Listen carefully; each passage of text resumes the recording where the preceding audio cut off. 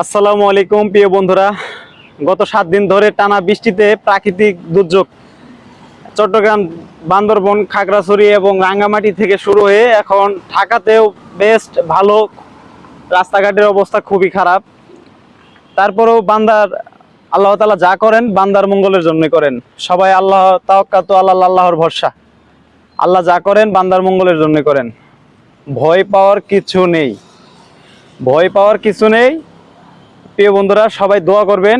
আমাদের নবী করিম সাল্লাল্লাহু আলাইহি ওয়াসাল্লামও এই প্রাকৃতিক দুর্যোগের সময় তিনি দোয়া করতেন আল্লাহর কাছে। সেম আমাদেরও দোয়া করতে হবে ইনশাআল্লাহ।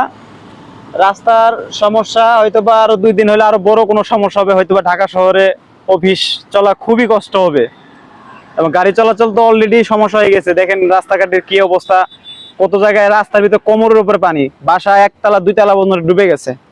তারপরও শুকরিয়া, আল্লাহ যা করেন বান্দার মঙ্গলের জন্য করেন। আর ভিডিওটি ভালো লাগলে সবাই শেয়ার করবেন, আর আমার ছোট পরিবারের সবাই যুক্ত হবেন। আমি এখানে ভিডিও ছাড়ি, শামীম প্রো 44। আসসালামু আলাইকুম।